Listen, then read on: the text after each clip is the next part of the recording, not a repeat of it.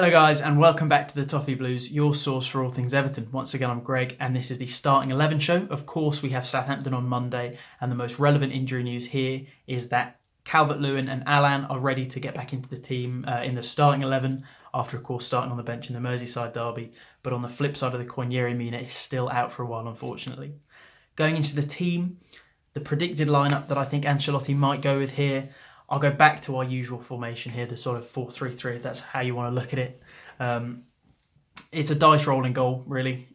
Pickford, Olsen, Ancelotti said as much. They'll both get their opportunities to start, have that first slot in the team. But here I'm going to go with Pickford just for the if it ain't broke, don't fix it way of looking at things. Comfortable Merseyside derby. Very nice shift for him of making me feel more secure and safe as opposed to on edge and tense. Right back, again, another 50-50. Is it Holgate or is it Coleman? Something's got to be the deciding factor. And for me, it was one moment in the Merseyside derby where we got a throw in early on. Holgate uses a bit of initiative, a bit of a football brain, steals a few yards, gets the throw in, and it eventually leads to our goal. Without that bit of quick thinking, goal might not have come. Who knows what the story of the night would have been. So just for a silly little moment, something's got to flip me either side. I'm going to go with Holgate. With Yerry Mina out, and Holgate starting at right back, of course, that only really leaves one centre-back partnership that's viable, which is Keane and Godfrey. What more can I say about Godfrey at the moment? He's sensational. He's almost, which is interesting because he can play in any of the three positions, really, centre-back, left-back, right-back. He's the first name on there at the moment. He's just, from maybe being bottom of my pecking order, just going into the beginning of the season, I maybe would have even put him sort of on par with Branthwaite as to who I thought deserved opportunities going into the season. He's now pretty much hit the top of that list. So Keane and Godfrey at left back, playing a little further back, of course, than in the Merseyside derby. I've got Luca Dean. If he's fit, play him at left back, as good as Godfrey can be out there.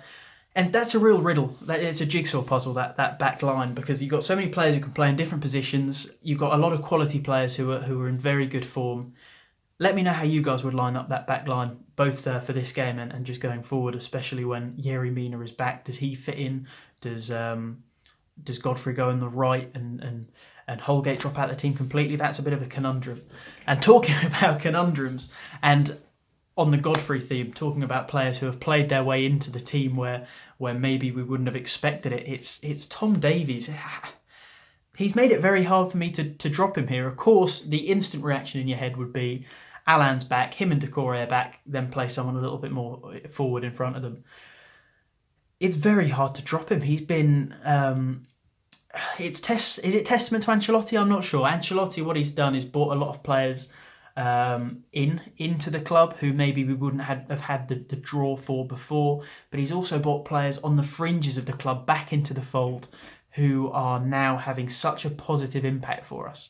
Iwobi to a lesser extent, Holgate's rise, Calvert-Lewin's rise, these both being sort of end of last season, but this season more, Tom Davies has been the player who's really brought himself into the spotlight. So I'm going to be controversial, but I'm not going to drop him. I'm going to put my foot down and keep him in. I'm obviously not going to put him further up the pitch because I think we found a role that works for him. I'm going to have him and Allan. Allan's obviously got to come back in. I'm going to have those two anchoring. Davies being a little bit more mobile there. Maybe just sort of man-marking Ward-Prowse out the game. But is it too defensive? You tell me, guys. Is that too defensive against Southampton? Should we be going out and being more ambitious? This is going to be more of a flat three in the middle for me because Decore is also going to be in the team. But we're going to be unleashing him a bit to show his more attacking side, get forward. He's, we see him there quite a lot because he's got the legs to get forward and get back.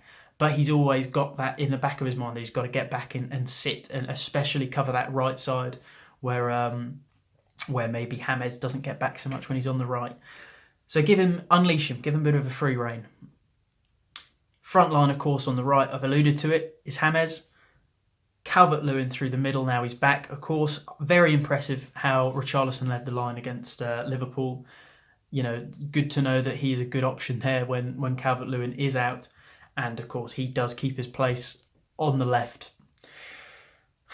It's a tough one. It's a real tough one. I mean, if we had a number 10 who was really in red hot form, I know Sigurdsson is in good form, but he can do it off the bench, as he proved in the Merseyside derby. He's the only player to score for us off the bench, penalty aside, of course. But him and Gomez, neither of them have really said, we are the first name on the team sheet here. We have to be in this midfield.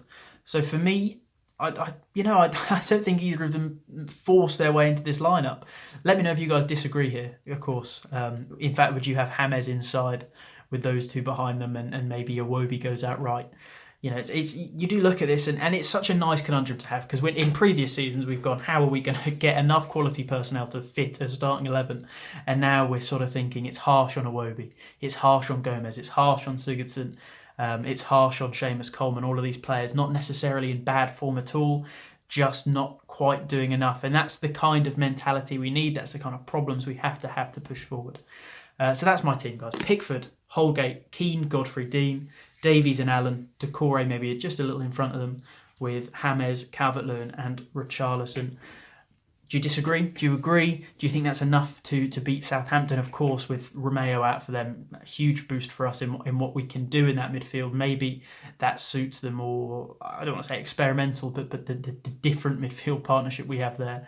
And who else would you have in that lineup? Let me know, guys, and hopefully I'll see you next time.